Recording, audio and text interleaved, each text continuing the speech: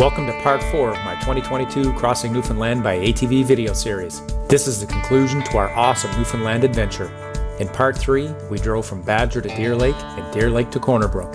In this video, you'll see us travel from Corner Brook to Robinson's with a stop at beautiful Serpentine Lake. We spend the night at Pirates Haven in their awesome chalets. It's always a highlight of our trip.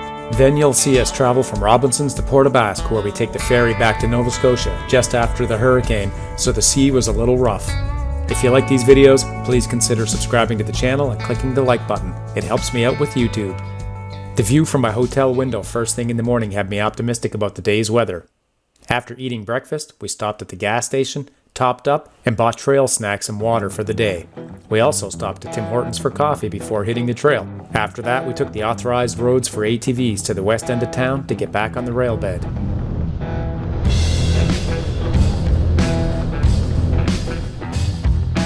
I've mentioned it before and I'll mention it again.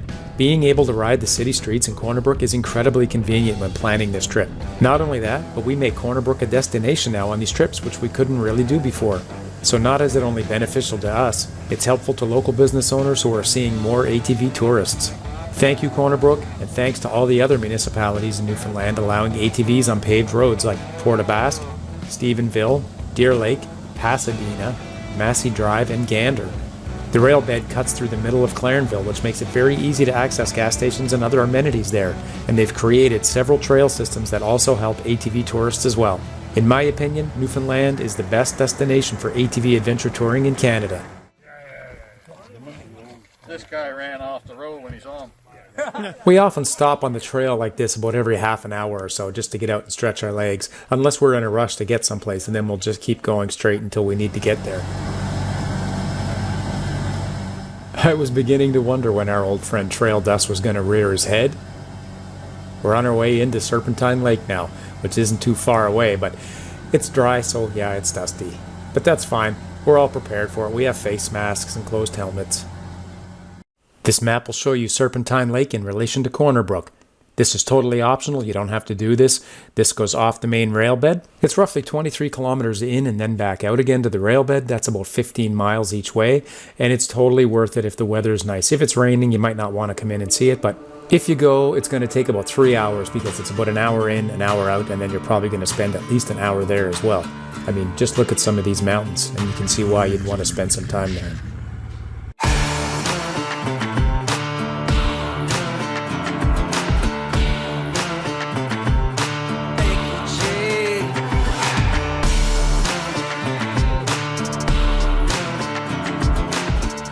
Bill decided to go exploring, and while we were there, we started talking with a group of couples that were also doing the trip on their side-by-sides. They told me they used my videos and website information to plan their trip. We met up with them several times over the next few days, in fact.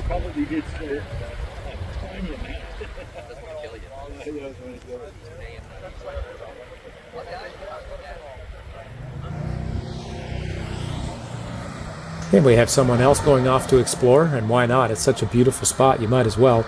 The amount of distance that you can go depends entirely on the level of the water. When it's really high, you can't really go too far at all. This year, it's not too bad. When we were here in 2020, we were camping. If you've seen those videos, that you'll remember that area where he's crossing there now. But none of that was underwater back then, so it was much drier that year. You've probably guessed by now that I love putting these long drone shots in with music.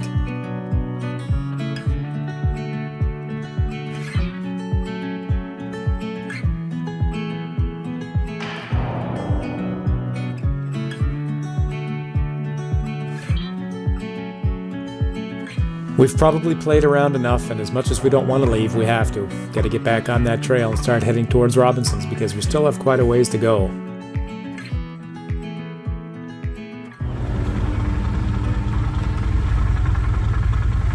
After about 15 minutes of driving, Howie sliced his sidewall pretty bad, as you can see, so we had to jack the machine up and get the spare wheel and tire off.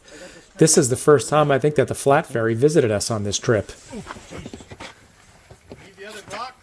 Nope. We're on the clock.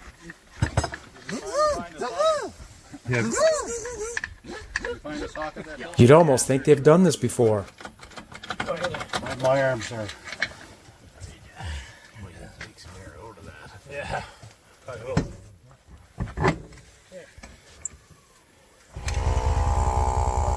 The boys made quick work of that tire, that's for sure. We were back on the trail in no time, and I was at the back of the pack, and it was dusty back there. This is something that I started using last year for heavy dust like this, and it works really good. I thought the price was reasonable. It fit underneath my helmet, which was important. It has replaceable filters, and it has one-way valves. No one is paying me for this. They didn't send me any for free or anything like that. I bought them myself, and I was happy with it, so I'm just happy to let people know that's something they might like to try. Once you leave Serpentine Lake, you get back on that snowmobile trail for about 20 plus kilometers until you get to the rail bed. And then you start heading west towards Robinson's, but not before you go by George's Lake. This place is gorgeous. I love driving along here. And there's a nice spot about halfway where you can pull down, there, and there's room for several machines if you want to pull down there for a break and get off the trail for a bit.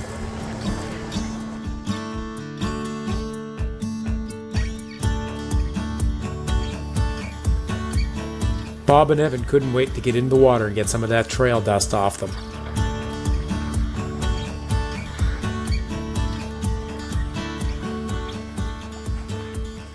This is the typical type of weather we're used to in Newfoundland in September. Blue skies, warm temperatures above 20 degrees Celsius. It's just odd this year because of the hurricanes. We had so much rain earlier on. Barbecue dog. Hard to find now. Yeah. You hit the long one. I think Bill cooked up the remainder of the hot dogs that we had left in our cooler that would keep us tied over until we got to Robinson's later that night. We've done this trip so many times that it's basically down to a science for us now. We know exactly how long we have to wait someplace before we can leave and get going to the next place and still get it all in the same day. This is what the trail dust does. It sticks to everything. It gets everywhere. How great is this trip? You know, 40 kilometers ago, we were sitting in front of Serpentine Lake, surrounded by mountains. Now we're at the side of George's Lake, barbecuing food and going for a swim. Once we left George's Lake, we pretty much went straight from there to Stephenville Crossing. We stopped in there, and some of us topped up with gas. As soon as you leave there, or almost as soon as you leave there, you're going to cross a bridge, and you're going to come down to this gorgeous beach, which you can drive a few kilometers on, as you can see right here. The sun stayed out as far as Black Duck Sighting on our way to Stephenville Crossing. It clouded over by the time we got there, though. Not far after the gas station and the crossing, you'll come to sand dunes. Follow those to the highway. You have to cross that road, so be careful of traffic. You drive a short distance across the bridge I mentioned earlier, and then you're back to the sand dunes. Sometimes there might be people out on the beach, so please be mindful of that. Keep in mind that this is all optional too. If driving in the sand is not your thing, you can get right on the rail bed as soon as you cross the highway and just keep on going.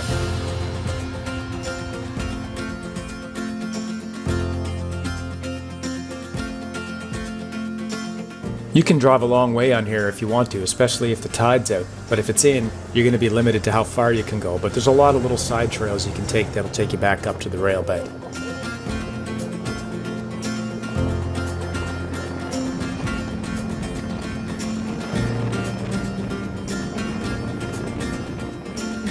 This particular trail we tried first was a no-go, so we had to back down a bit and then go up the beach a little bit till we found a better one. And then not too far away from the beach, up the trail, is one of our favorite spots. This big sand hill. We always have fun at this place. As much as I've tried, I can never really get the perception of how steep this place is over the years. I've tried, but until you see it in person and you're actually driving up that hill, you really don't know how steep it is.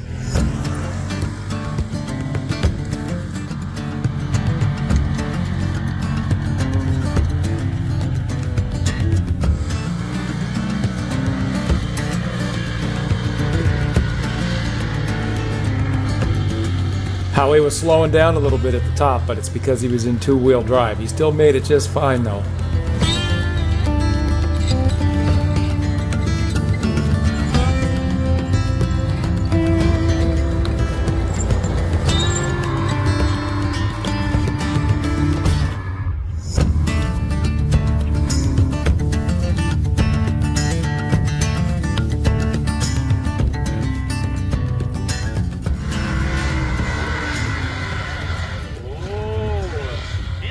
He's in two-wheel drive, I think.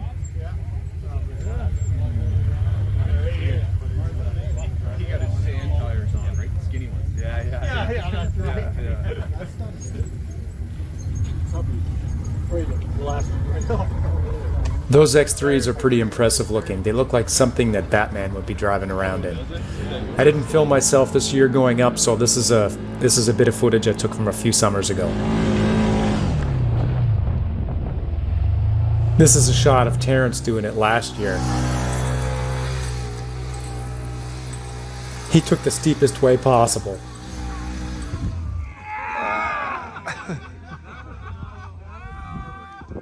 We left the sandpit, and then we headed straight towards Fischells Bridge, which is about 25 kilometers away. There's a short trail not long before you get to the bridge that takes you down to the bottom part. It's a really nice little spot to take a break, and it's only 10 kilometers from Pirates Haven, which is where we were going from the night. So when you get to this bridge, if you're going to Robinson's, you know you're almost there. I get down the top, back up, and I rolled the bike right down there. Howie was telling Hal the time that he rolled his machine taking the steep hill down towards the bottom of Fischells Bridge. There's two trails you can take, one's flat, one's steep. The group we met at Serpentine Lake caught up with us. See the trail? Way back. Not this one. Oh, it's quite a bit? No, a couple 100 meters back. This is a clip I did from 2014 when we were driving west to east and we were on ATVs back before I was driving a side-by-side. And here I'm going to show you when we went down the steep trail that's right at the base of the bridge. This is the one I suggest you don't take. It just keeps getting worse and worse every year. Want to do it? Sure. I don't mind going down. Yeah, just take her slow.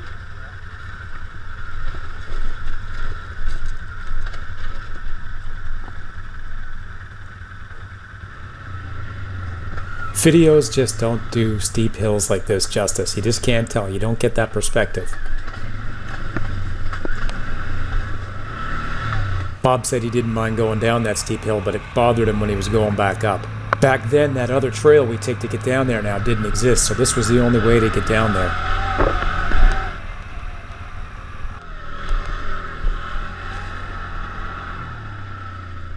When you have a lot of heavy gear on the back like I did back then, I remember the front tires coming up a bit. Just before I get back on that main trail, you could feel the tires coming up off the ground a bit, which made you feel a little uneasy. I have to say, I really like the way Dwayne used to have his old Sportsman 800 set up for these trips.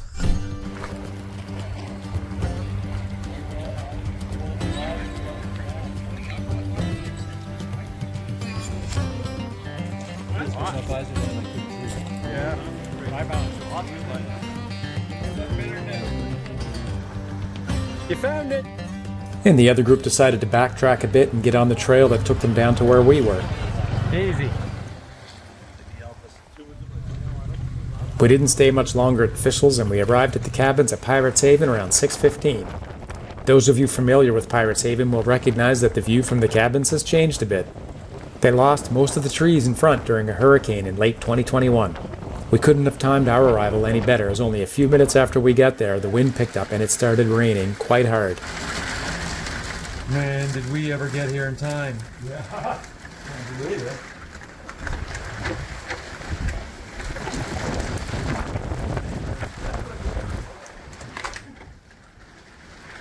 Crazy.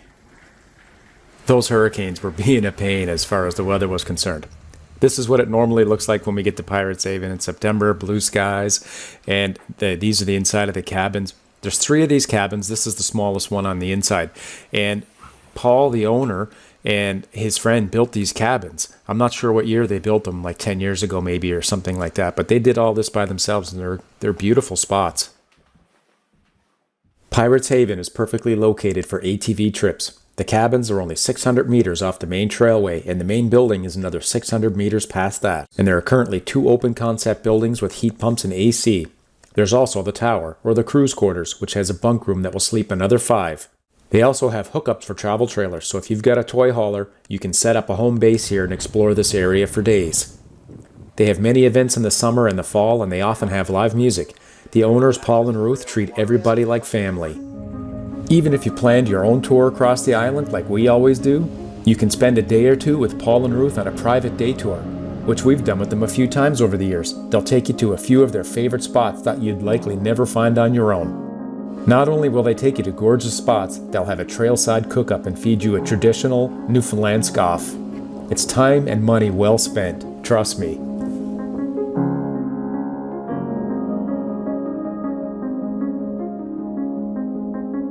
Unfortunately, because of the rain, I didn't make it over to Robinson's Head this year, which is not far from Pirates Haven, so I could look at the beautiful sunsets over the bluffs. I do have video from previous trips that I can show you now, so at least you didn't have to miss it.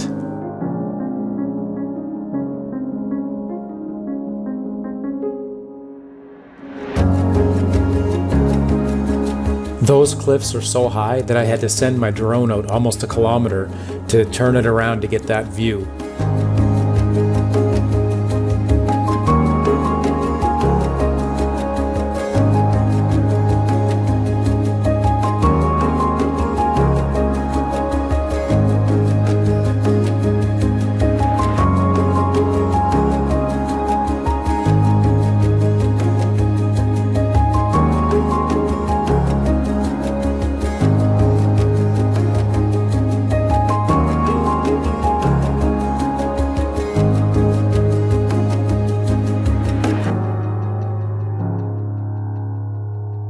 We went down to the Longhouse pub that night, and the dinner that Ruth and Donna made us was fantastic, as it always is.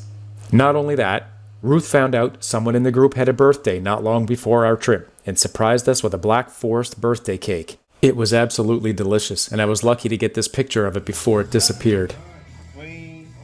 And then, our favorite card game. 3 sevens over. Oh!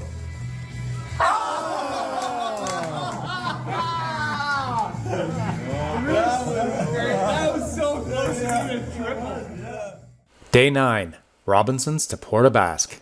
After getting up, we packed our gear into the machines and we took one last look at that view of Robinson's River from the cabins before doing a check to make sure we didn't leave anything behind. If you bring your own food, you can easily make breakfast at the cabins for yourself, but we opted for breakfast at the Longhouse made by Ruth and Donna. They're definitely way better cooks than we are. This was our last day of the trip on the island before taking the ferry back to Nova Scotia later that night.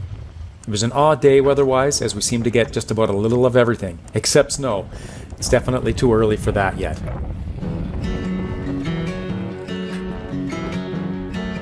Our first stop of the day was Robinson's Head. This is the same place I showed you earlier where the sun was setting.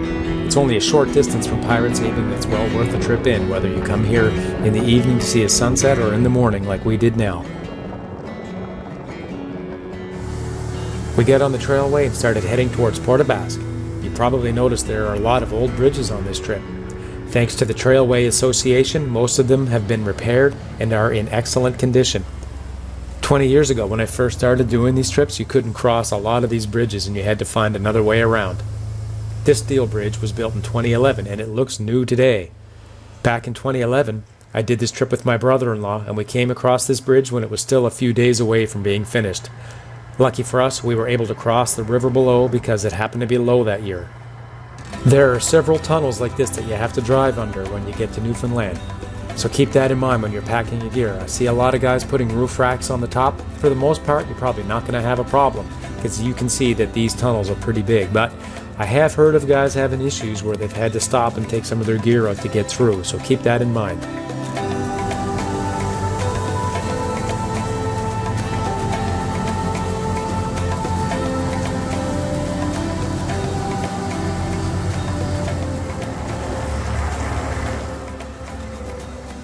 One of my favorite things about this trip, besides the beautiful scenery, the friendly people, and all the laughs and the good times, is the fact that you get to drive an ATV or side-by-side all day for 7 days or more. If you want to do this trip, then check out my online resources, including my website, my YouTube channel, and my Facebook page. It's the ATV trip of a lifetime. If this is on your bucket list, start planning now. Make it happen. Regular viewers of my channel will probably recognize this bridge and this area that we're in. Depending on the time of the day when we generally arrive here, sometimes we'll stop and just take a few pictures and just use it as a rest break area, or like today, we will cook up some food and stay here for probably an hour or so.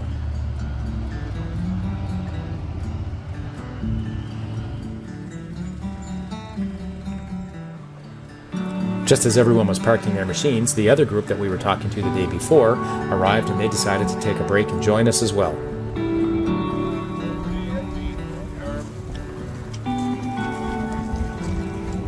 For the short time that we were here, the weather was very unpredictable. It changed, I don't know how many times. It rained, and then it was windy, and then it got really nice and calm, and then it rained really hard. No worries. And then we had partial blue skies again.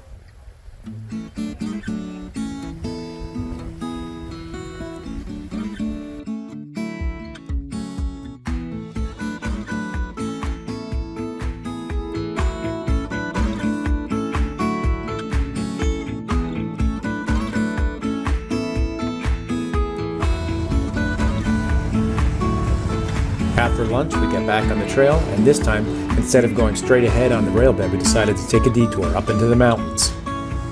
We invited the other group along with us, but they decided against it, and they just kept going straight down the rail bed. This is the bridge area that we were just at. Once we get back on the trail, we only went about 500 meters, and then we branched off over to this direction here, and this takes us up into the mountains. It's a few kilometer drive up, and it might be difficult to see in this picture, but it is pretty steep. You have to go in 4 low because you don't want to be spinning your tires up because there's a lot of loose gravel here. It's awfully pretty up here, and sometimes it's really windy, so sometimes we'll eat lunch there, sometimes we won't. But as you can see here, it's got a very nice view of the valley below. It's worth a trip up. It's always difficult to get a perspective of the steepness of these trails in videos. The 360 camera helps out a little bit with this. At least you can tell that there is some steepness here, and it is. You'd have to go slow when you go up here, maybe 10 or 12 kilometers an hour or so. Just take your time. This trail might be intimidating for beginner drivers or even intermediate ones, so you have to play that by ear. If you get there and you think it's too steep, you don't have to take it. There's still lots of other beautiful things to see on this trip this day.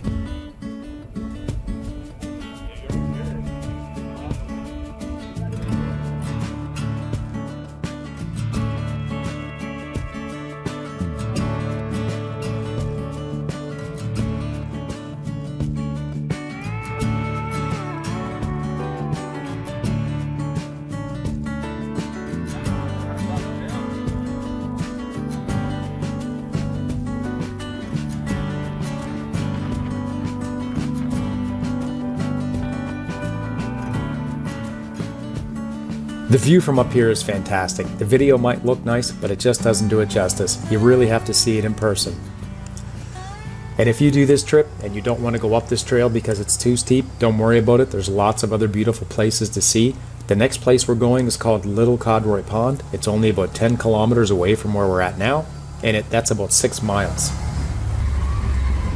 Where I'm at right now looks like a flat trail, but it's not. It's really steep going down, and basically I'm just letting my machine do the work here with its engine braking. This was the mountaintop view we were just at, and this is the trail we came off. This is the rail bed. We followed that for 10 kilometers, and then we're coming over here to Little Codroy Pond. You have to take this side trail to get in there. It's about 4 kilometers, so it's not very far. Like I mentioned earlier, it's a little rough. Not too bad though at all, not hard going. It is a bit narrow in places though, so I wouldn't take a machine through here that's more than, say, 64 to 66 inches wide. If you have one of those new 72-inch wide machines, I would definitely stay off this particular trail with it.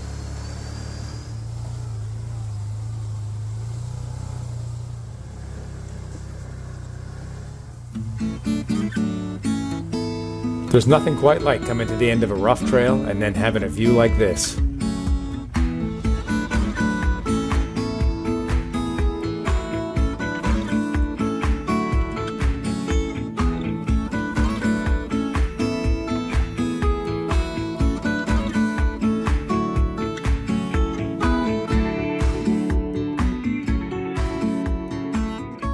Whenever we come across a place like this, I wish we had more time to do this trip. I could spend an entire day at a place like this walking along the beach and exploring trails. And then the rain came back. Once you leave Little Codroy Pond and get back on the rail bed, it's not all that far to get back to Marine Atlantic, which takes you back to Nova Scotia. You can either drive straight on the rail bed and miss a lot of scenery on the sides, or you can take a few more side trips. The ferry doesn't leave until late at night anyway, so you might as well enjoy every bit of it. Our next stop was over here at Shoal Point Beach, which is about another 20 kilometers away from Codroy Pond. One thing to keep in mind is when you're going out to this beach, there's one route that you have to take where you go through a water hole. The one I'm going through here now, that's salt water. So if you don't want to drive through salt water, don't go out to this beach. And while we were on our way here, I got notified by Marine Atlantic by an email that our ferry for the night was cancelled back to Nova Scotia. The reason given was high winds because of the hurricanes, which makes sense. And the minute I found out the ferry was cancelled, I called St. Christopher's Hotel in Port Basque. We've stayed there before, and luckily they were able to accommodate all of us. And as you can see, the waves were definitely rough.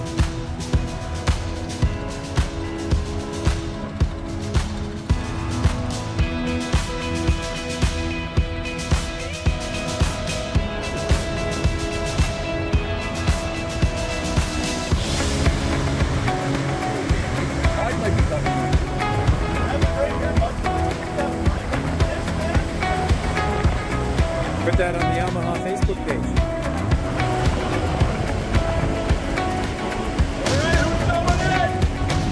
You first. I'll go. Don't go too far.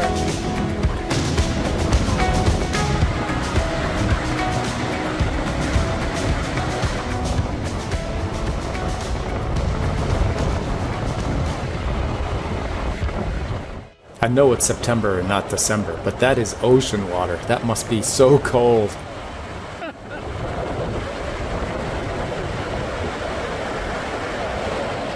Since our ferry was cancelled, we were in no rush to leave. This was a beautiful spot, so we just hung out here for a while.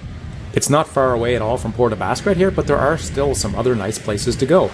And we were pretty optimistic, given the weather right now, that we might be able to get to a few other places. Judging by those waves, it was probably a good call to cancel the boat that night. I don't think there would have been enough ginger ale and Gravol for everyone to keep them from throwing up everywhere.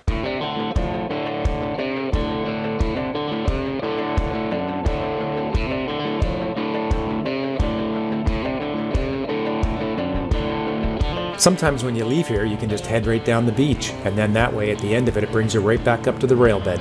But this year we couldn't do that because the water was so high. We could only get so far and then the water was impassable, so we had to turn around and go back the way we came in. Because the rain started up again and there were such high winds, we decided to skip a few of the new places that I wanted to check out this year. But that just means we'll have to go check them out next year. Depending on the time of the year, sometimes I leave my windshield off, especially in warm weather like July. But this time I think it was a good call to leave it on this September. People often ask me the differences between doing a full island tour or just a West Coast tour. To me there's pros and cons to each, but one of the benefits if you do the West Coast tour only is that only a few minutes after you get off the boat you see all this beautiful scenery on the coastline. After you leave Shoal Point Beach, it's only 10 kilometers until you get to this trail over here in Red Rocks that takes you up to the top of Sugarloaf. It's a steep climb, but just take your time, it's totally worth it, and make sure you're in four-wheel drive. Sometimes we go to the mountain you see in the background, which is the Tabletop, but this year we didn't because of the weather, unfortunately. If you time it right, you can get here right at sunset.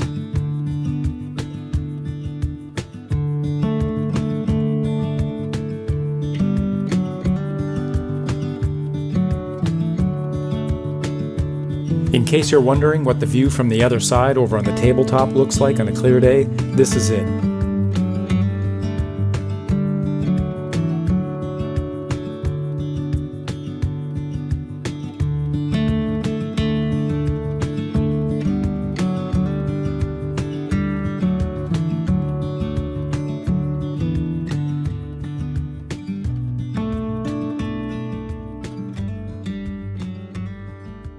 Once you leave Sugarloaf, you don't have to drive too far until you get to Cheeseman Park. This is probably your last stop along the way before you get back to the ferry terminal. There's still a lot of nice scenery on your way there though because you're driving all along the coast.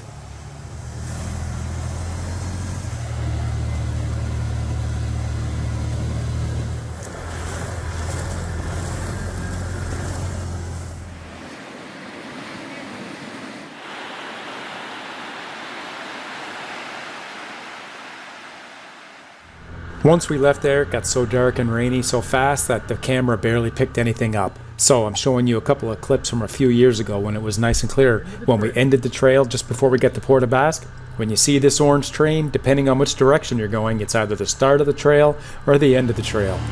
After arriving in Port Basque, we normally go right to the ferry terminal, but because the ferry was cancelled, off to St. Christopher's Hotel we went for the night.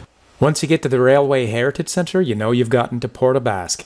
The ferry terminal is not far from there up the road, and neither is St. Christopher's Hotel. We had to drive a couple of kilometers up the road to get to the hotel. It's only a few hundred meters up the road away from the hotel and across the street to get to the ferry terminal, so it's easy for us to get there the next morning. Marine Atlantic was able to get us all onto the next ferry, which was only 12 hours after the last one, so we weren't too far behind. We were still going to get home the next day.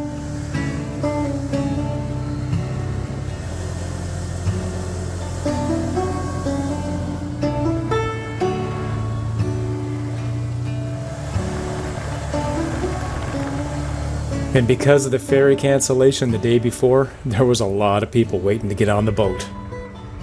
According to the odometer on my machine, I put on 1,357.9 kilometers, which is 844 miles. That's quite a trip in a week. All vehicles going back to the mainland have to be washed off.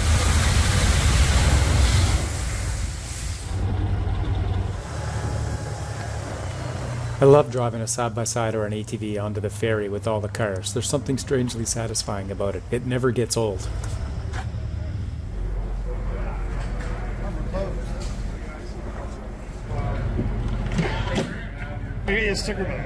What's that? We usually get rooms when we have the ferry crossing, but because we were bumped to the next day, we weren't guaranteed we could get one. Everybody was scrambling to look for chairs because we figured the boat was overloaded with people because of the previous one being cancelled, and we were afraid we might not be able to get a chair. Once the boat was underway, we were notified that a few of us got rooms, and I was glad because once we took off from the dock, the boat was so rough, I'd never been on it that bad. Normally these crossings are very smooth, but it was because we were on the tail end of the hurricane that the waves were still pretty big. Jeez. Oh, this is a hoot. Oh my God. Despite the waves, we made it back on time. I think we were even a bit early. Thanks for another great crossing, Marine Atlantic. I love these trips. They never get old. I hope the information in these videos and my website inspire you to plan a trip like this for you and your friends and family. This concludes another awesome Crossing Newfoundland by ATV adventure. Here's a short recap of our entire trip.